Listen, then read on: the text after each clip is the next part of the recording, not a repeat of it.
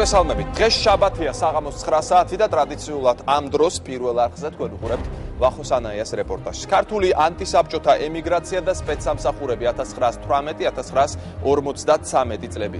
ასეა დასათაურებული წიგნი, რომელსაც პირთა ძალიან ვიწრო წრე იცნობს. საზოგადოების აბსოლუტურმა უმრავლესობამ ამ ნაშრომის შესახებ არაფერი იცის. წიგნი თადარიგის პოლკოვნიკმა, უშიშროების ანალიტიკოსმა, საქართველოს ყოფილი უშიშროების სამინისტროს სამეცნიერო ცენტრის უფროსის მოადგილემ გელა სულაძემ დაწერა. ეს წიგნი ბევრ შეხედულებას, რომელიც ქართულ უახლეს ისტორიაში ჭეშმარიტებად იყო მიჩნეული, თავდაყირა აყენებს. ნაშრომში 1918-დან 1953 წლების სხვა მასალაა თავმოყრილი. ჩვენ ბუნებრივია დღევანდელ გადაცემაში ყველაფერს ვერ შემოგთავაზებთ, მაგრამ ვეცდებით მნიშვნელოვანი მომენტები წარმოგიდგინოთ. დღევანდელი გადაცემა უფრო მეტად დაეთმობა ქართული სპეცსამსახურების ისტორიასა და 20-იანი წლების ქართულ პოლიტიკურ ემიგრაციას. როგორ ებრძოდნენ ერთმანეთს ქართველი პოლიტიკოსები და პარტიები ემიგრაციაში, როგორ აღვივებდა შუქს საბჭოთა სპეცსამსახურები ქართველებისვე ხელით, როგორ მართავდა საქართველოსთან სიტუაციას ახალგაზრდა ლავრენტი ბერია შორეულ საფრანგეთში. ბერიას ქართველი აგენტები საქართველოში და საზღვარგარეთ. ნოე ჟორდანიას ემიგრაციული მთავრობის მოსყიდული წევრები. რატომ მოკლეს საქართველოს შინაგან საქმეთა პირველი მინისტრი. უშიშროების დოკუმენტების მიხედვით ჩეკამ ზოგიერთი ქართველი ემიგრანტი სხვადასხვა მეთოდით გადაიბირა. რუსული სპეცსამსახურების სამსახურში ჩადგა ცნობილი ქართველი ჟურნალისტი და პოლიტიკური მოღვაწე გრიგოლ ვეშაპელი, რომელსაც თავის დროზე ხელი აქვს მოწერილი საქართველოს დამოუკიდებლობის აქტზე. საბოლოოდ გრიგოლ ვეშაპელმაც ისე დაასრულა სიცოცხლე, როგორც ჩეკას არაერთმა აგენტმა. ანუ მალევე მოიშორეს. ის პარიზში მაშინ მოკლეს, როცა იგი სასამართლო შენობიდან გამოდიოდა და ტაქსიში ჯდებოდა. 1921 წლის რუსული ოკუპაციის შემდეგ საქართველოს მთავრობა და საზოგადოების ნაწილი ემიგრაციაში აგრძელებდა ბრძოლას. ამ პერიოდში ყველაზე ბევრი ქართველი ემიგრანტი საფრანგეთში ცხოვრობდა, 2000 ადამიანი. შემდეგ მოდიოდა გერმანია, პოლონეთი და ჩეხოსლოვაკია. ხშირ შემთხვევაში კი დაზვერვის გამოცდილ მუშაკებს გარკვეული დროით მივლინებით უშვებდნენ საზღვარგარეთ და დიპლომატიური უწყების შტატში რიცხავდნენ. ასეთი იყო სიმონ ფირუმოვიც, რომელიც პარიზში ამიერკავკასიის რესპუბლიკის წარმომადგენელი, სინამდვილეში კი ფარული აგენტი იყო. უცხო შეამჩნევს განხეთქილებას ან დაპირისპირებას, შიდა დაპირისპირებას, თქვა პარტიულ დაპირისპირებას. აი ამას მთელი ფსიქოლოგიური დამუშავება ხდებოდა, მთელი სქემის შექმნა ხდებოდა თუ როგორ რა იყო მიზეზი ამ დაპირისპირებისა. შემდეგ ასე აი ძაბს იჭერდნენ, რაზეც შეიძლება აიგოთ, აი ამიტომაც არის რომ თითქმის აი მკვლელობების უმეტესობა ტოვებს აი შიდა პარტიული განხეთქილებიდან გამომდინარე შედეგს. 1924 წლის ივნისში საქართველოში აჯანყებამდე 2 თვით ადრე პარიზში ჩავიდა ბუდუ მდივანი, რომელიც ამ პერიოდში საბჭოთა კავშირის სავაჭრო წარმომადგენელი იყო პარიზში. ბუდუ მდივანი კონსპირაციულად შეხვდა დამფუძნებელი კრების ყოფილ წევრსა და ჟურნალისტს გრიგოლ ვეშაპელს, რომელმაც 1918 წლის 26 მაისს ყოფილი მეფის ნაცვლის სასახლესთან შეკრებილ საზოგადოებას რუსულ ენაზე საქართველოს დამოუკიდებლობის აქტი გააცნო. ვეშაპელმა ყოველგვარი კავშირი გაწყვიტა ემიგრირებულ მთავრობასთან და ბუდუ მდივანს შეხვედრაზე აცნობა, რომ ის სამშობლოში დაბრუნებას აპირებდა. რაც მე ვიცოდი, იქ ეს ვერსია თქვა ასე იყო გაგებული, რომ დანაშაული რაც მან ჩაიდინა საქართველოს წინაშე არის ის რომ ვიღაცა გასცა რაღაცა ისეთი გააკეთა. ბუნებრივი სავარაუდოც იყო. ამ წიგნში ეს ზუსტდება. თუმცა მისი დანაშაული რომლისთვისაც ემდობოდნენ და რომლის გამოც მოკლეს, ეს იყო ის რომ შეთანხმებით აი ამას თქვა ბერიას აპარატთან შეთანხმებით ის მუშაობდა ამ ემიგრაციაში განხეთქილების შეტანას. 1924 წლის აგვისტოს აჯანყების დამარცხებიდან სამ თვეში გრიგოლ ვეშაპელი პარიზში საბჭოთა მთავრობის მხარდაჭერით გაზეთ ახალ საქართველოს აარსებს. აქ დაბეჭდილი სტატიები საბჭოთა კავშირში გამომავალ გაზეთ კომუნისტში სისტემატიურად ხდებოდა. ჩეკა ემიგრაციაზე ამ საარქივო დოკუმენტებში დაცულია საინტერესო ცნობა, რომლის მიხედვითაც თბილისში პარიზიდან საიდუმლო ცნობა მოვიდა, სადაც ვეშაპელი საბჭოთა მთავრობას ითხოვდა. აუცილებლად უნდა გაგვიზარდოთ გაზეთის ბიუჯეტი ყოველთვიურად კიდევ $100. რუსულ ემიგრაციაში შეიქმნა ჯგუფები, რომლებიც ცდილობდნენ პროპაგანდა გაეწიათ ახალი საბჭოური ცხოვრებისა და მოუწოდებდნენ ემიგრანტებს, რომ ისინი დაბრუნებულიყვნენ საბჭოთა კავშირში. ასეთი ერთ-ერთი ყველაზე დიდი ჯგუფი იყო ჟურნალის სმენა ვეხოვის გარშემო შექმნილი ჯგუფი, რომელსაც სმენა ვეხოვცებს უწოდებდნენ და საბოლოო ჯამში შეიძლება ითქვას, რომ ვეშაპელი მაგალითად და ვეშაპელის გაზეთი ახალი საქართველოს სმენავე ხოვური გაზეთი იყო. ვეშაპელის გაზეთმა, რომელიც საბჭოთა საქართველოს ერთადერთი იდეოლოგიური საყრდენი იყო საზღვარგარეთ, თავისი ფუნქცია შეასრულა. ახალ საქართველოში იბეჭდებოდა დამახინჯებული ინფორმაცია, კომპრომატები მენშევიკების წინააღმდეგ. მიზანი ქართულ ემიგრაციაში ნიჰილიზმის დანერგვა იყო. ახალი საქართველოს გამოსვლის შემდეგ ქართველ ემიგრანტებს შორის უბსკური კიდევ უფრო გაღრმავდა. ქართული ხასიათი არის, რომ განსაკუთრებით თუნდაც გაჭირვება არის გარშემო და რასაკვირველია ემიგრანტები უაღრესად გაჭირვებულ მდგომარეობაში იმყოფებოდნენ. მათ შორის იყო ძალიან სერიოზული დაპირისპირება, ეს იყო სოციალური პრობლემების გამოც, მაგრამ რასაკვირველია ყოველთვის რაღაცა გარკვეული პოლიტიკური სარჩულიც ჰქონდა ხოლმე ამას და ცდილობდნენ უფრო პოლიტიკური წინ წამოეწიონ. საბჭოთა დაზვერვას კონტაქტები არ ამყარი ჰქონდა და ხშირად შეტყობინებებზე რეაგირება გვიანდებოდა. ამიტომ ანტისაბჭოთა ემიგრაციის წინააღმდეგ საბრძოლველად 1925 წლის გაზაფხულზე ევროპაში ბოლშევიკი ლევან ღოღობერიძე გაემგზავრა. ღოღობერიძემ კონფიდენციალური შეხვედრები გამართა ავალიშვილთან, წერეთელთან, ნოზაძესთან. ამ შეხვედრების შემდეგ ღოღობერიძე იმედოვნებდა, რომ რამდენიმე დღეში გენერალ მაზნიაშვილთან კავშირზე გავიდოდა. ემიგრანტებთან შეხვედრის ორგანიზებაში მთავარ როლს გრიგოლ ვეშაპელი ასრულებდა. გამორიცხული არ არის შესაძლოა შეხვდა კიდევაც. არა მხოლოდ მას, არამედ უფრო თვალსაჩინო წარმომადგენლებსაც ემიგრაციის, იმიტომ რომ მისი მიზანიც ეს იყო. სპეცსამსახურებმა 1925 წლის დასაწყისში პარიზში ქართველი პოეტი ნიკოლო მიწიშვილი გაგზავნეს, რომელსაც ემიგრანტების დასაბრუნებლად აგიტაცია უნდა ეწარმოებინა. პარიზში მცხოვრები მუშები საქართველოდან ნახევრად დაშიფრულ წერილებს იღებდნენ. თუ კი თქვენ პარიზში ცუდად არ გრძნობთ თავს, დარჩით მანდ, ვინაიდან აქ ამინდი სასტიკად შეიცვალა და დღე-დღეზე მოსალოდნელია ძლიერი სეტყვა. საქართველოში მოტყუებით დაბრუნდა ბევრი ქართველი, რომელთა უმრავლესობა ან დახვრიტეს, ან რუსეთის შორეულ პროვინციებში გადაასახლეს. ნიკოლო მიწიშვილი აქტიურად მონაწილეობდა გაზეთ ახალი საქართველოს საქმიანობაში. მიწიშვილის საფრანგეთიდან გაძევების საკითხი საფრანგეთის პოლიციის წინაშე აკაკი ჩხენკელმა მკაცრად დააყენა. კომუნისტური იდეების პროპაგანდისთვის მიწიშვილი საფრანგეთიდან 3 ჯერ გააძევეს. 1927 წელს ის საბჭოთა ხელისუფლებამ დახვრიტა. თვითონ ამ ბოლშევიკურ ხანაში, პერიოდში, საქართველოში იყვნენ ფანატიკოსი ადამიანები, რომლებსაც ჯეროდათ, რომ საბჭოთა ხელისუფლება იყო ერთადერთი საშუალება, რომ ხალხი ყოფილიყო ბედნიერი. ასეთი ადამიანებიც იყვნენ, მართლა ჯეროდათ იყვნენ, ხა რომლებიც ხალხს ამ რწმენას შეეწინიან, იმიტომ რომ 37 წელში აი ყველაზე მასიური რეპრესიები, ყველაზე მეტი ასეთი ხალხი დაიღუპა, ბუნებრივია, ფანატიკოსი ხალხი. იყო ასეთი შემთხვევები, ხა მას შორის იყო თქვა ერთი ქართველი მწერალი, რომელიც არ მინდა ხა თქვა, რომელიც ასევე შეაგზავნეს მაგალითად ემიგრაციაში. ცნობილი ქართველი მწერალი, რომელიც ასევე არა იმიტომ რომ მას ფულს აძლევდნენ და ფულის გამო კი არ აკეთებდა ამას. მართლა ჯეროდა, ხა იდეურად ჯეროდა, რომ ეს ასე იყო. საბჭოთა სპეცსამსახურების საქმიანობას წინააღმდგა ნოე რამიშვილი. გრიგოლ ვეშაპელის წინააღმდეგ ქართველ ემიგრანტთა ნაწილი უკვე არც ძალის გამოყენებას გამორიცხავდა. მარტო აღმოჩნდა გრიგოლ ვეშაპელი, რომლის შესახებ ფირუმოვი შემდეგ წერს. რამიშვილმა დაიწყო მზადება მკვლელობისათვის. ამას ყველა გრძნობდა. თვითონ ვეშაპელმა იცოდა ეს. როგორც დევნილი ნადირი, ის გადადიოდა ბინიდან ბინაზე. ფარავდა თავის ყველს და ამავე დროს გაურბოდა საფრანგეთის პოლიციას, რომელმაც გადაწყვიტა დახმარებოდა სოციალ-დემოკრატებს. ამ პერიოდში ბერლინში გამოჩნდა ქართველი სტუდენტი ავთანდილ მერაბაშვილი, რომელიც ემიგრანტებს გაეცნო როგორც საბჭოთა კავშირის დაუძინებელი მტერი, მაგრამ მოგვიანებით გამოვლინდა, რომ მერაბაშვილს კავშირი ჰქონდა რუსულ სპეცსამსახურებთან.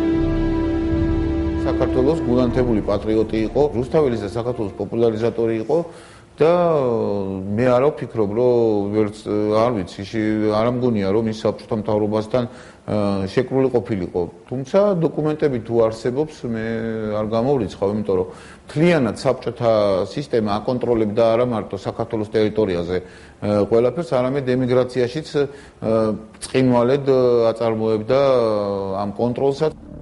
1925 წლის 9 აგვისტოს პარიზში თეატრ ოდეონის მოედანთან კაფე ვოლტერში უნდა ჩატარებულიყო პარიზის ქართული საბჭოთა კოლონიის დამფუძნებელი კრება. სიტყვით გამოსვლას გეგმავდა ვეშაპელი. შეხვედრა დაწყებული არ იყო, როცა კაფეში ორგანიზაცია თეთრი გიორგის წევრები შეიჭრნენ და კრების ჩაშლის მიზნით ჩხუბი ატეხეს. დაპირისპირება სერიოზული გაგრძელება მოყვა ქალაქ ოდენკურში, პეჟოს ქარხანაში, სადაც ქართველი ემიგრანტები იყვნენ დასაქმებული. ამ ქალაქში ქართველი ემიგრანტების დაპირისპირების ინსპირირება მოახდინა საბჭოთა სპეცსამსახურებმა.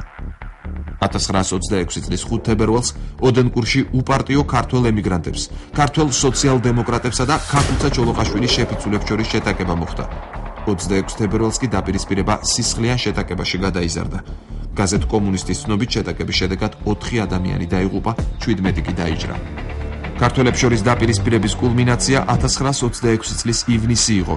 ამ პერიოდში პარიზის სასამართლო განიხილავდა კაფე ვოლტერში მომხდარ ინციდენტს. პროცესიდან გამოსული გრიგოლ ვეშაპელი ტაქსიში მეუღლესთან ერთად ჩაჯდა. მოულოდნელად ტაქსისთან გამოჩნდა ავთანდილ მერაბაშვილი, რომელმაც ვეშაპელი რამდენიმე გასროლით მოკლო. 9 თვიანი პატიმრობის შემდეგ მერაბაშვილი სასამართლომ გაამართლა. მერაბაშვილთან დაკავშირებით გენერალი შალვა მაღლაკელიძე იგონებს. აზრი ემიგრაციაში იყო, რომ მერაბაშვილი ჩაითვალა პროვოკატორად, საბჭოების მიერ დაქირავებულ კაცად. მერაბაშვილს საბჭოთა მთავრობისგან ჰქონდა დავალებული ვეშაპელის მოკვლა. ლავრენტი ბერია თავის ერთ-ერთ მოხსენებაში ეროვნულ დემოკრატიული პარტიის საბჭოთა აგენტურასთან თანამშრომლობის შესახებ ამბობდა. ეროვნულ დემოკრატიული პარტია გვაწვდიდა ინფორმაციას მეორე პარტიის წევრებზე მათი ჩამოშორების მიზნით. მათ მოგვაწოდეს ინფორმაცია ნოდიაზე, რომელიც დაკავშირებული იყო სამხედრო ორგანიზაციასთან. რა თქმა უნდა, ის დაკავებული იქნა. მათი მეშვეობით შევძელი ჩვენ ჯუღელის დაკავებაც სწორედ მათ მოგვაწოდეს ჩვენ პოსტით შეთქმულების გეგმა, რისი დახმარებითაც ჯუღელს ყველაფერი ვაღიარებინეთ. პირველი გეგმის თანახმად ჯანყი უნდა დაწყებულიყო ძველ თბილისში, სადაც მენშევიკები იყვნენ კონცენტრირებული. ეროვნულ დემოკრატებს ეს არ გამოპარვიათ და შეეცადნენ მოეწყოთ აჯანყება სხვა გეგმით. და ამიტომაც ჩვენ გაგვიადვილდა ამ აჯანყების შაქრობა. თქვენ ამჩნევთ ალბათ თუ რა დიდი სამსახური გაგვიწია უთანხმოებამ, რომელიც ამ ორ ანტისაბჭოურ პარტიას შორის არსებობდა. დიდი თანხაა საჭირო პარიზში მყოფი ქართველი მოხეტიალეების მოსასყიდად. ჩვენ ნამდვილად შევძლებდით იქ მყოფი მენშევიკების მეთაურების მოცელვას და განადგურებას. ლავრენტი ბერია ფიქრობდა, რომ ქართული ემიგრაციიდან იდეოლოგიურად ყველაზე საშიში ნოე რამიშვილი იყო. საქართველოს დემოკრატიული მთავრობის შინაგან საქმეთა მინისტრი. სპეცსამსახურებმა კარგად ისარგებლეს სოციალ-დემოკრატებში არსებული განხეთქილებით, კერძოდ რამიშვილსა და ევგენი გეგეჭკორის დაპირისპირებით. გაჩნდა ეჭვი, რომ გეგეჭკორი საბჭოთა აგენტი იყო. საბოლოოდ ყველაფერი ნოე რამიშვილის მკვლელობით დასრულდა. ბერიამ ამასაც ქართველის ხელით მიაღწია, ეგრეთ წოდებული პარიზში მოხეტიალე ქართველის ხელით.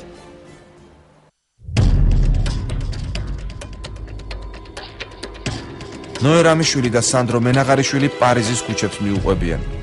ნოე ეკითხება, რას ფიქრობ სანდრო საქართველოში მუშაობის შესახებ? და უცებ რევოლვერი გავარდა. მკვლელია პარმენ ჭანუყვაძე. მოგვიანებით მენაღარიშვილმა დეტალურად აღწერა მკვლელობის მომენტი. ორჯერ გავარდა, ხალხი დაფრთხა და ქუჩა დაცარიელდა, ვხედავ 9 მეტრის მანძილზე რევოლვერით ჭანუყვაძეს. აღარ მიფიქრია და რაც ალი და ღონე მქონდა თვით ფეცგერე ნიკაპზე. ამ დროს გავარდა მესამე და შუბლში დამიჯნებული ტყვია თავის მარცხენა მხარეს დამეგრა. სახეზე ვურტყამდი, მინდოდა დამესუსტებინა და განმეიარაღებინა. მოვიდნენ უკვე ჩეკას სათავეში ისეთი პირები და ისეთი ინსტრუქცია მიიღეს მათ, რომ ძირშივე უნდა ჩაეხშოთ ყველანაირი ეროვნული მოძრაობის გამოვლენა, როგორც აქ. ისე თუ შესაძლებლობა მიეცემოდათ გასწორებოდნენ მათ შორის ფიზიკურადაც ემიგრაციაში მოქმედ ყველაზე აქტიურ ეროვნულ მოღვაწეებს, მთავრობის წარმომადგენლებს თუ პოლიტიკური პარტიის გავლენიან პირებს.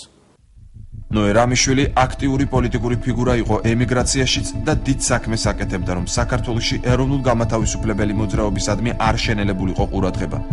ეს კი სერიოზულ პრობლემებს უქმნიდა საბჭოთა ხელისუფლებას. საბჭოთა სპეცსამსახურები მუდმივად ფლობდნენ ინფორმაციას ემიგრაციაში მიმდინარე პროცესებზე და მიიჩნევდნენ, რომ პოლიტიკური საფრთხე დევნილი ქართველების მხრიდან მაინც დიდი იყო. ნოე რამიშვილი იატაკქვეშა მოძრაობის მთავარი ორგანიზატორი გახლდათ. მას ჰქონდა ოფიციალური კონტაქტები ინგლისის, საფრანგეთის, თურქეთისა და პოლონეთის სპეცსამსახურებთან. ამას ემატებოდა სტალინის პირადი მტრობაც. რამიშვილის მიმართ პირადად სტალინს ჰქონდა საშინელი სიძულვი, იმიტომ რომ მათ ორჯერ ჯერ კიდე, ესე იგი, გასაბჭოებამდე სამჯერ მოვიდათ ამათი, ესე იგი, იმართებოდა ხომ ასეთ შეკრებები, სადაც ამა თუ იმ საკითხის განხილვა ხდებოდა. ერთხელ ისე მოხდა, რომ ნოე რამიშვილმა ხელი გაარტყა სტალინს და სტალინმა იქრო უთხრა თურმე რომ ამას არასდროს არ გაპატიებო. ნოე რამიშვილმა პოლემიკაში აჯობა, შემდგომ ეს პოლემიკა გადაიზარდა ასე ვთქვათ ფიზიკურ შეხლა-შემოხლაში და ახაც ნოე რამიშვილმა იმარჯვა. ნოე რამიშვილის დაპატიმრებული ყავდა 1920 წელს თვით ლავრენტი ბერიაც. ნოე რამიშვილს სოციალ-დემოკრატ ლიდერებს შორის უფრო მკაფიო პოზიცია ეკავა ეროვნულ საკითხში. 1918 წლის იანვარში მტკიცე პოზიცია დაიკავა რუსეთის ჟარის მიმართ და საქართველოს ტერიტორიიდან გაიყვანა. გარდა ამისა, საგარეო პოლიტიკის ვექტორი მიმართა ევროპისკენ, რამაც რუსეთის გაღიზიანება გამოიწვია. საბჭოთა პროპაგანდამ რამიშვილის მკვლელობა უბრალო შურისძიებად მონათლა, ხოლო მისი მკვლელი ჭანუყვაძე მუშური ოპოზიციის გაწამებულ წარმომადგენლად. სპეცსამსახურებმა დადგეს ეს სცენარი, რომ ბუნებრივია ვიღაცამ ქართველმა პირადი ანგარიშწორების მიზნით მოკლა ნოე რამიშვილი. ასეთაც შეარჩიეს სწორედ ჭანუყვაძე. ჭანუყვაძე კარგად იყო შერჩეული, იმიტომ რომ ის გაუწონასწორებელი პიროვნება იყო. ფაქტიურად ის ავადმყოფი იყო და სასამართლოზე მისი ჩვენებებიდან აშკარად გამოჩნდებოდა, რომ ეს კაცი გამკეთებელი იყო იმისა, რაც მას ბრალდებოდა. ჭანუყვაძეს რომ ბოლშევიკები მართავდნენ, ამაში დარწმუნებული იყო საფრანგეთის რეგიონის სენის პროკურორი სირამიც. მთელ ამ პროცესს პირდაპირ ან ირიბად აკონტროლებდა საბჭოთა საგარეო დაზვერვის პარიზის რეზიდენტურა. არ გაუჭირდებოდათ თავისი მომხრეების პოვნა დასუსტებულ, ყველასაგან მიტოვებულ ქართულ ემიგრაციაში. თან აქ გათვალისწინებული იყო ჩვენი ხასიათი, ფეთქებადი, ემოციური, ფიცხი ხასიათი, თან გათვალისწინებული იყო ამ ქართული ემიგრაციის სიღარიბე და სიღატაკე. საზღვარგარეთ ქართულ ემიგრაციაში თავიდანვე გამოჩნდა შიდა დაძაბულობა და დაპირისპირება. ეპიცენტრში აღმოჩნდა ნოე რამიშვილი, რომელიც სოციალ-დემოკრატების ერთ-ერთი ლიდერი იყო. დაპირისპირება წარმოიშვა რამიშვილსა და ქაქუცა ჩოლოყაშვილს შორისაც. ამ შიდა დაძაბულობაში მალე ევგენი გეგეჭკორიც გამოჩნდა. ის საქართველოს დემოკრატიული რესპუბლიკის საგარეო საქმეთა ყოფილი მინისტრი იყო. გეგეჭკორი ცდილობდა ზოგადად ქართველი სოციალ-დემოკრატების წარუმატებლობები მთლიანად რამიშვილისთვის დაებრალებინა და სწორედ ასეთი დაპირისპირების ფონზე კლავენ რამიშვილს. ბარმენ ჭანუყვაძე საქართველოს დამოუკიდებლობის დღიდან მსახურობდა სახალხო გვარდიაში, იგი 1924 წლის აჯანყებაშიც მონაწილეობდა. მას პეჟოს საწარმოში კონფლიქტი მოუვიდა ქართულ ემიგრანტებთან, რომლებიც აქ მუშაობდნენ. მისი მძიმე ხასიათის გამო იგი ამ საწარმოდან გაათავისუფლეს. იგი სხვა საწარმოებიდანაც მისივე მძიმე ხასიათის გამო გამოუშვეს. ამის შემდეგ ჭანუყვაძე მიდის რამიშვილთან და სთხოვს დაეხმაროს საქართველოში დაბრუნებაში. ჭანუყვაძე საქართველოში ვერ დაბრუნდა. დაკითხვაზე ჭანუყვაძემ რამიშვილის მკვლელობის რამდენიმე მოტივი დაასახელა.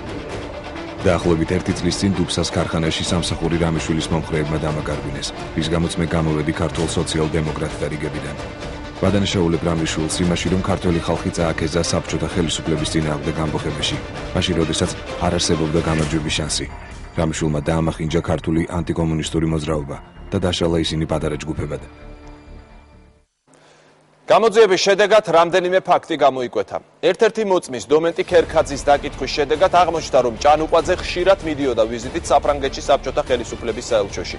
სხვა მოწმეების ჩვენებით კი ჭანუყვაძე მკვლელობამდე ხშირად უნახავთ რამიშვილის საცხოვრებელთან ახლოს. ასევე მკვლელობის ადგილთან სიახლოვეს. ქართველ ემიგრირებულ ხელისუფლებაში თავიდანვე გაჩნდა მოსაზრება, რომ ჭანუყვაძე საბჭოთა დაზვერვამ გამოიყენა და მისი ხელით რამიშვილი მოიშორა.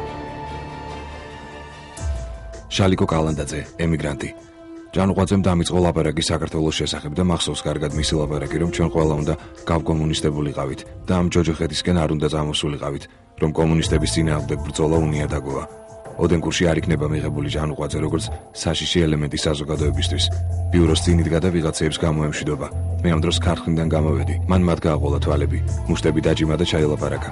დედას გიტირებთ ჩეკისტი გავხდები და მაგას არ შეგარჩენთო.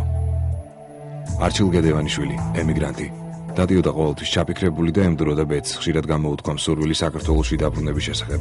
ვიცი რომ ეძებდა წყაროებს საქართველოში დაბრუნებაზე. ვალიკო ინსკირველი, ემიგრანტი. აქ პარიზში ვინ შეხვდებოდა სახლში დაბრუნებას ურჩევდა, ჩემთან ლაპარაკის დროს წამოსდა კიდეც რომ ის მალე დაბრუნდებოდა ბოლშევიკური საელჩოს დახმარებით. ღრმად ვარ დარწმუნებული რომ ჭანუყვაძე ბოლშევიკების მოსყიდულია. სხვა გარემოებები. სასამართლოში პარმენ ჭანუყვაძის ადვოკატი ტორესი დაქირავებული იყო საფრანგეთში საბჭოთა კავშირის საელჩოს მიერ. მეორე ადვოკატი კი რამიშვილის პირადი მტრის და ასევე ემიგრანტის აკაკი ხოშტარიას მიერ. ნოე რამიშვილის მკვლელს იცავდა ორი ერთმანეთთან დაპირისპირებული მხარე. რამიშვილის სასამართლოს მიხედვით რამიშვილის მკვლელობასთან პირველ რიგში ყოველ შემთხვევაში ეს ასე მიაჩნდა რამიშვილის უახლოეს ნათესავს შალვა ბერიშვილს, პირველ რიგში ფიგურირებდა ორი გვარი, კედია და სალია. ბატონი გელას წიგნიდან იქ მოტანილი დოკუმენტებიდან ეს ავტორის აზრი არ არის, ეყრდნობა ის დოკუმენტურ მასალას, რომ საბჭოთა სპეცსამსახურებს საკმაოდ ფართო ქსელი ჰქონდათ ქართულ პოლიტიკურ ემიგრაციაში. რამიშვილის მკვლელობის გამოძიებაში ბევრი წინააღმდეგობრივი ჩვენებებია. მაგალითად, ერთ-ერთი მოწმე დომეტი ქერქაძე, რომლის სახლში ჭანუყვაძე მკვლელობის ჩადენის მომენტში ცხოვრობდა, სხვადასხვა ჩვენებას იძლევა. ერთ ჩვენებაში იგი ამტკიცებს, რომ ჭანუყვაძის კომუნისტებთან ალიანსი იცოდა და მეორე ის, რომ ეს ჩვენება მას იძულებით ათქმევინეს. ამ კონტექსტში გაიჟღერა ეროვნულ-დემოკრატიული პარტიის ლიდერის სპირიდონ კედიას და სხვათა სახელებმა. რატომ აიძულებდნენ ქერქაძეს ემტკიცებინა, რომ ჭანუყვაძე საბჭოელებთან იყო შეკრული? თუ წარმოჩნდებოდა ისე, რომ რამიშვილი შიდა პოლიტიკური დაპირისპირების მსხვერპლი გახდა, ეს ემიგრაციის პოლიტიკურ წონას ავტორიტეტს სახელს შებრალავდა. ამიტომაც უნებრივია მისი თანაპარტიელები უპირველეს ყოვლისა დაინტერესებული იყვნენ იმით, რომ ეს, ასე ვთქვათ, პოლიტიკურ ტერორის ნიშნით წარსულიყო ამ მკვლელობის საქმე და ასე წარმოაჩინა.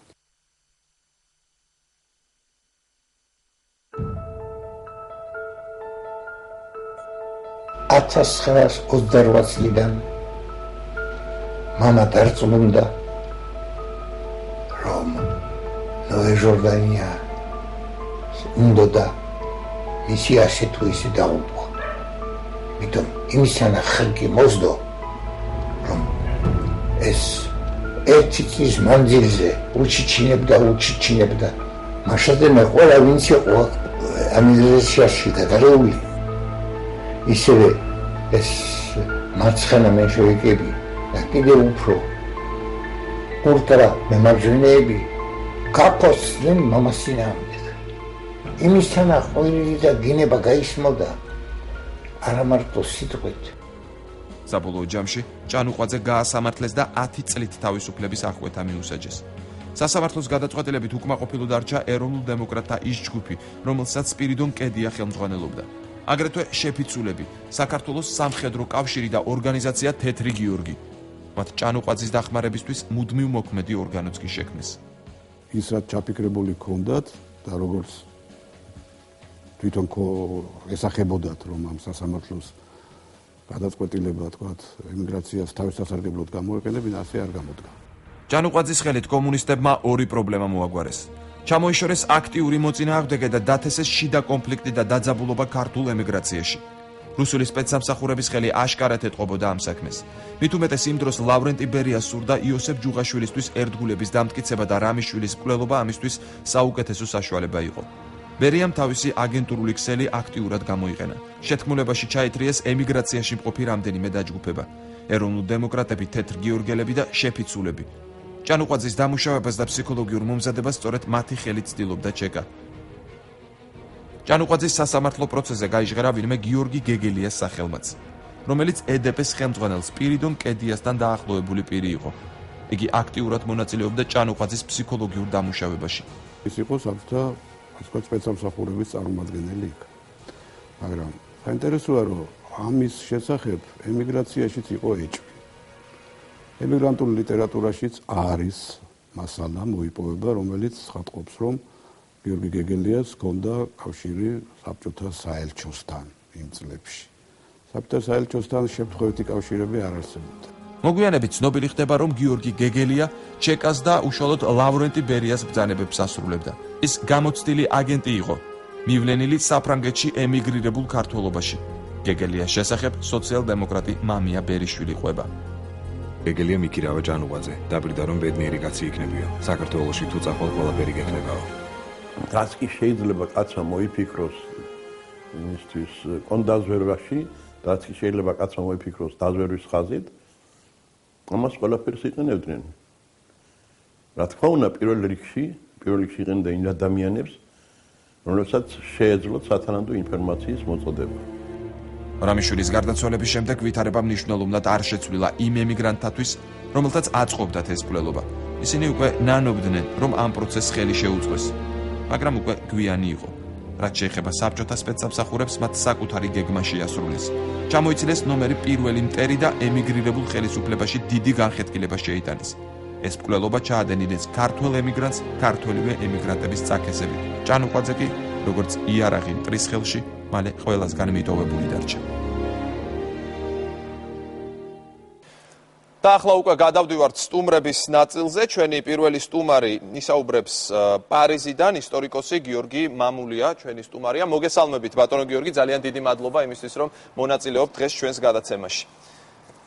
მოგესალმებით ბატონო ვახტანგ.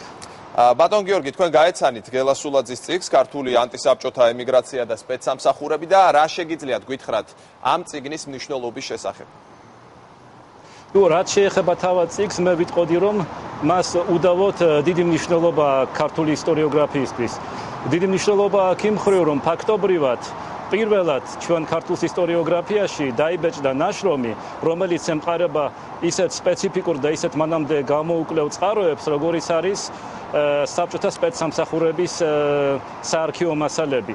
აქ უნდა ითქვას ის ფაქტობრივად, რომ მანამდე კვლევა ქართული ემიგრაციის შესახებ, რა თქმა უნდა, ტარდებოდა საკმაოდ ფართოდ, მაგრამ ძირითადში ჩვენი მკვლევრები, ჩვენი ისტორიკოსები ესენი ეყრდნობოდნენ უფრო გამოქვეყნებულ მასალებს, ემიგრანტულ პერიოდიკას, მოგონებებს, რომლებიც გამოსცეს ქართულმა იმიგრანტებმა და საარქივო მასალები უნდა გითხრათ, რომ საერთოდ იყო ძალიან მწირად გამოყენებული. რამდენად უტყუარია ეს სწორედ ეს საბჭოთა მასალები და ის ფაქტები, რაც წიგნშია მოყვანილი? აქ უნდა მხედველობაში ვიქონიოთ, ესე იგი, სპეციფიკა იმ დოკუმენტების, ესე იგი, ანუ საბჭოთა, ესე იგი, უშიშროების სამსახურების დოკუმენტთა სპეციფიკა. იმიტომ თქვენ მოგეხსენებათ, რომ ეს არ არის ობიექტური დოკუმენტები, ეს არის დოკუმენტები დაწერილი კონკრეტული მიზნებისათვის. ანუ ეს დოკუმენტები არასდროს არ იყო გათვლილი იმაზე, რომ როდესღაც გამოქვეყნდებოდა, როდესღაც იქნებოდა შესწავლილი მეცნიერულად, ეს იყო, ესე ვთქვათ, ოპერატიული მასალები საბჭოთა სპეცსამსახურების და აქ რა თქმა უნდა აისახა სუბიექტური დამოკიდებულება იმ საბჭოთა სპეცსამსახურების თანამშრომლების, რომლებიც მუშაობდნენ ქართული ემიგრაციის წინააღმდეგ. რამდენად დიდი იყო, მოდით უფრო დავკონკრეტეთ, განხეთქილება ემიგრაციაში და სარწმუნოა თუ არა ის მასალები, რომელიც წიგნშია მოყვანილი, რომ მაგალითად ეროვნულ-დემოკრატიული პარტია თანამშრომლობდა ბერიასთან, სხვები თანამშრომლობდნენ ბერიასთან. თქვენი აზრით ეს შეგვიძლია უფრო ვარაუდების და დასკვნების კატეგორიას მივაკუთვნოთ თუ ეს შეგვიძლია როგორც უტყუარი ფაქტი მივიღოთ ასე?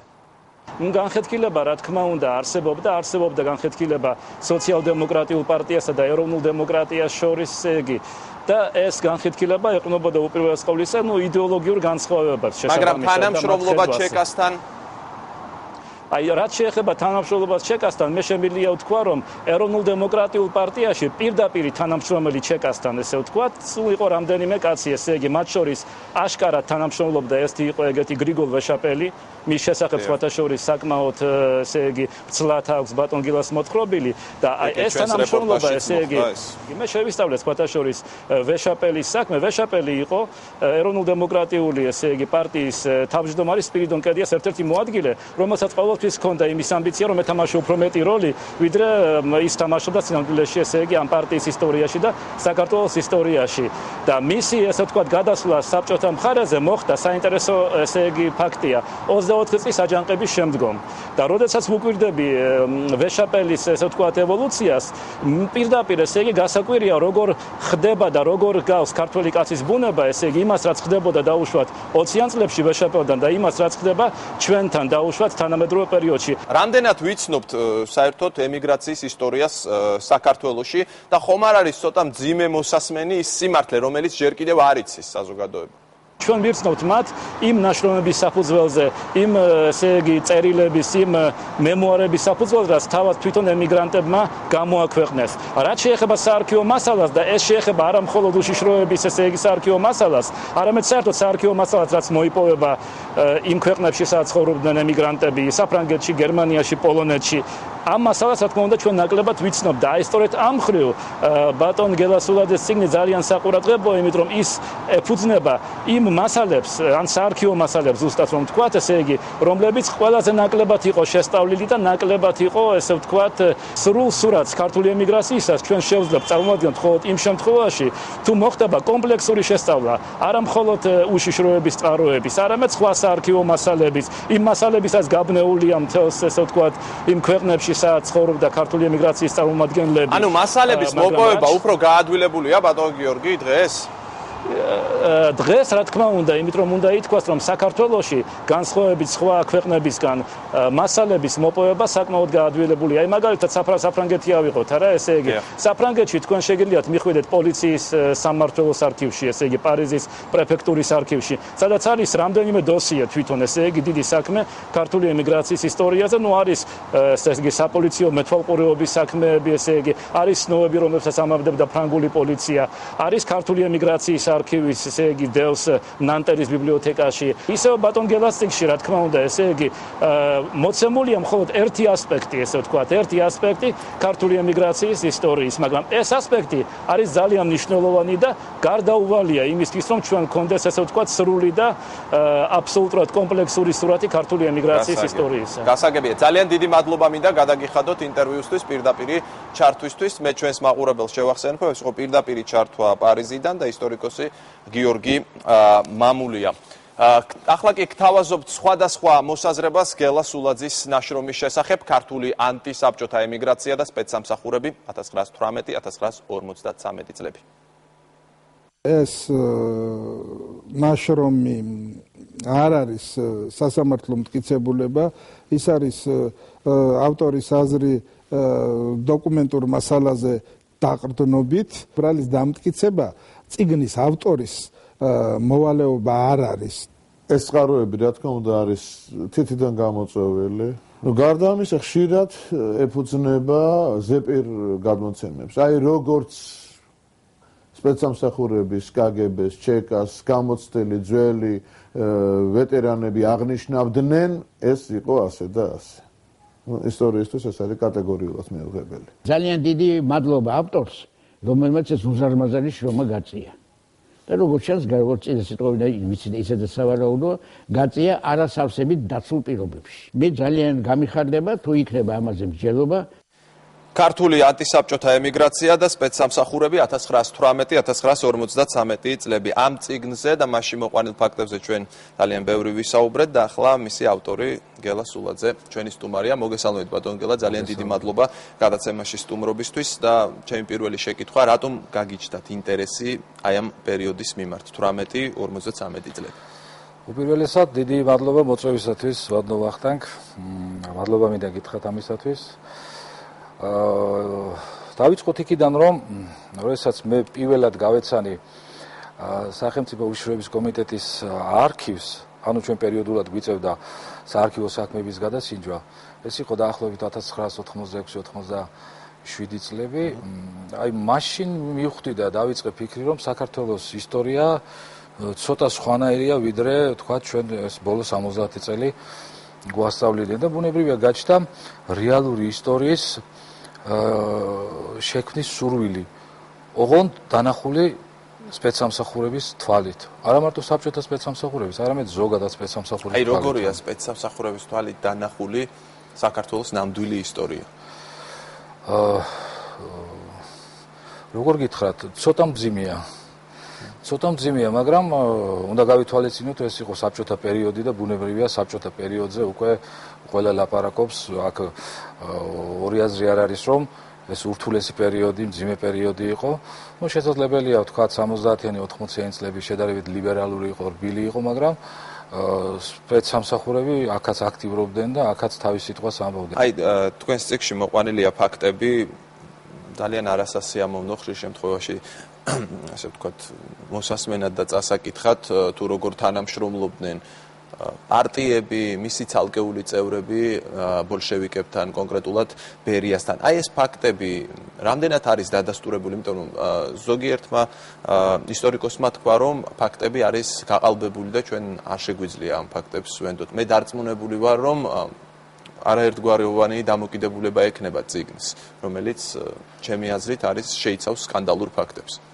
მე როდესაც ამ წიგნს ვქმნიდი, მე იმის ილუზია არ მქონდა, რომ ეს იქნებოდა მხოლოდ სახოტბო აწარმოები და მას არ ეყოლებოდა მოკრიტიკანენი, როგორც მე ვამბობ ხოლმე. მაგრამ ნუ ამას მე შეჩვეული ვარ უკვე წინასწარ, ეს არავითარ დისკომფორტს მე არ მიქმნის, მე პირიქით მზად ვარ ვითანამშრომლო ამ ხალხთან და დავაზუსტო ის საკითხები, რომლებიც მათ აინტერესებთ. მაგრამ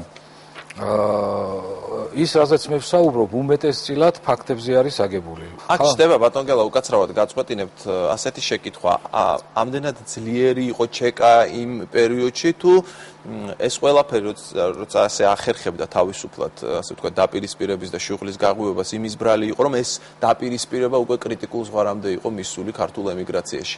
აი ეს უადვილებდა საქმეს ჩეკას თუ ჩეკა თავიდან ბოლომდე, ასე ვთქვათ, იმიტომ აკონტროლებდა ამ სიტუაციას, რომ თვითონ იყო ძლიერი ორგანიზაცია. ქართველებს მაინც ერთი იდეა ჰქონდათ, სოციალ-დემოკრატებსაც, ეროვნულ დემოკრატ ფედერალისტებსაც, ყველას ვიც იქ იყვნენ, რომ საქართველოს დამოუკიდებლობის აღდგენა უნდა მომხდარიყო. აი ამ იდეით ცხოვრობდნენ და არსებობდნენ. ბუნებრივია ეს წინააღმდეგობა მათ შორის არსებობს და მინდა გითხრათ, რომ იყო ისეთი ხალხიც გვარების დასახელება არ მინდა, უკვე 80 წელს გადაცილებულები იყვნენ, ამერიკის შეერთებულ შტატებში ცხოვრობდნენ და ხმას არცემდნენ ერთმანეთს, არ ელაპარაკებოდნენ, არ ესაუბრებოდნენ, სწორედ იმ პოლიტიკური შეხედულებების გამო, რომელიც მათ გააჩნდათ თავის დროზე. ანუ ეს აზრობრივი სოფხედულობით დაპირისპირება მათ შორის ყოველთვის იყო, მაგრამ ერთგვაროვანი ერი და პოლიტიკური, თქვათ, სივრცე არასდროს არ არის და არც იქნება.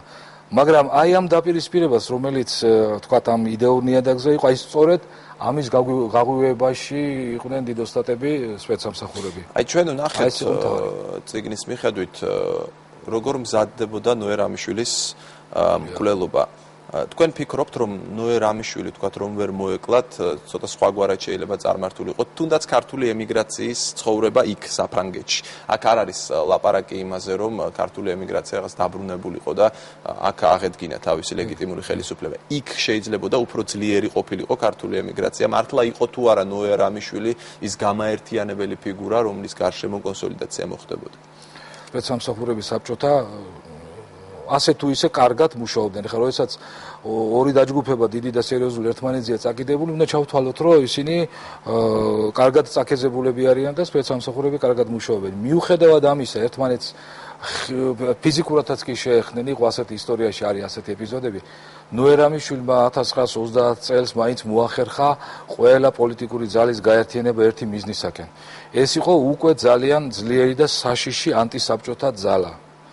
რომლის ნამდვილად შეეშინდათ და ნამდვილად დააფიქრა ამ ფაქტმა თვითონ სტალინი და თავისთავად ცხადია საქართველოს საბჭოთა ხელისუფლება და ამიერკავკასიის საბჭოთა ხელისუფლება და თან ისეთი მომენტი იყო, რომ აზერბაიჯანის და სომხეთის ემიგრაცია, რომელიც სუსტი იყო, აი როგორ გითხრათ, იცი, ქართულ ემიგრაციაზე იყო ჩამოკიდებული და სულ მას უყურებდნენ, ისინი რა გადაწყვეტილებებს ღებულობდნენ, როგორ მოქმედებდნენ, როგორ მუშაობდნენ. ბატონ გელა, ამ წიგნს ანზორ მაისურაძე ბავშვობის თანამშრომელმა უწოდა წიგნი გაფრთხილება. ანუ ფიქრობთ, რომ ეს წიგნი რაღაცნაირად ეხმიანება თანამედროვეობას და თუ ეთანხმებით ამ შეფასებას წიგნი გაფრთხილება? ნამდვილად ვეთანხმები, როდესაც მან ეს სათაური ასე ვთქვათ გაუკეთა, იმ წუთში მივხვდი რას ფიქრობდა და ის რას გულისხმობდა. ვინაიდან საქართველოს არსად არ წასულა, საქართველოს ადგილზეა ის გეოსტრატეგიული ინტერესები, რომელიც ამა თუ იმ ქვეყანას გააჩნია და განსაკუთრებით ჩვენ ფიქრობთ, რომ იმ ქვეყანას, რომელიც სამწუხაროდ ჯერჯერობით მტრული ხასიათისა ეს ურთიერთობები, სამწუხაროდ ამიტომ ეს სტრატეგიული ინტერესები, რაც მაშინ იყო, იგივეა დღეს. უბრალოდ სულ სხვა ისტორიული პერიოდია, სულ სხვა ისტორიული ეპოქაა, სულ სხვა ტექნოლოგიებია, სულ სხვა ტემპებია, სულ სხვა სიჩქარეა, ასე ვთქვათ, დროის თვალსაზრისით ვამბობ, მაგრამ მისწრაფებები იგივეა. ანუ მე რა მინდა გითხრათ, რომ როდესაც ერთმა ჩემმა მეგობარმა თქვა, რომ აი ეს წიგნი აიღეო ამ 18-53 წლებში და გადმოიტანე პირდაპირ აქეთო. ანუ თანამედროვეობა ბევრ მინიშნებას ნახავს. გასაგებია, ბატონ გელა, ბევრი ისეთი ადამიანი, რომელიც შეიძლება გმირად არა, მაგრამ დადებით პერსონაჟად იყო წარმოჩენილი აქამდე, ასე ვთქვათ, ამ მასალების მიხედვით ირკვევა, რომ პირდაპირ თანამშრომლობდა, ვთქვათ, საბჭოთა სპეცსამსახურებთან. თუ შეგეხმიანენ აი წიგნში მოყვანილი დადებითი ან უარყოფითი პერსონაჟების შთამომავლები, ოჯახის წევრები, თუ ქონიათ მათთან საუბარი ამ წიგნის გამოსვლის შემდეგ? ეხლა სამწუხაროდ წიგნი ძალიან მცირე ტირაჟით გამოვიდა და იმედია, რომ გამოჩნდებიან სურველები მისი ხელახალი გამოცემისა, მე დარწმუნებული ვარ. მიუხედავად ამისა, გამოჩნდნენ ასეთი პიროვნებები, უფრო მეტი სიმართლე გითხრათ, ესეთი სასიამოვნო ზარებია, ვინაიდან საერთოდ არ იცოდნენ თუ მათი წინაპარი ასეთ ბრძოლაში იყო ჩართული, ამ ტიპის საქმიანობას ეწეოდა.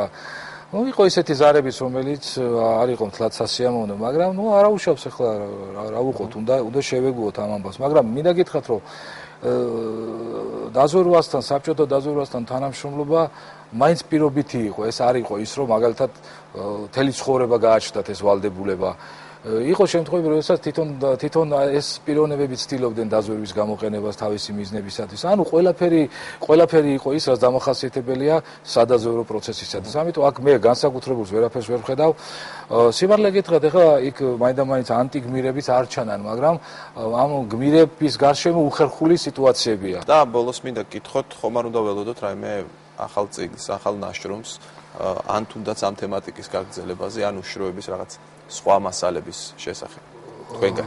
ნამდვილად ვაპირებ, იმიტომ რომ თუ დაიწყებ კაცი ასეთ თემატიკაზე წერას, უნდა გააგრძელო. მით უმეტეს თუ ამისი მოთხოვნა იქნება საზოგადოების მხრიდან, ამ შემთხვევაში გავაკეთებ მე ამას და სიმართლე რო გითხრათ, დღესდღეობით აი ჩანს ასეთი მოთხოვნა და ყველას რაღაც მასალები მოაქვთ, უკვე ფოტოები მოაქვთ ამ თემასთან დაკავშირებით, უფრო უახლესი ისტორიის ამბებთან დაკავშირებით და მე მიხარია რომ საზოგადოება ასეთი განწყობის არის, ვინაიდან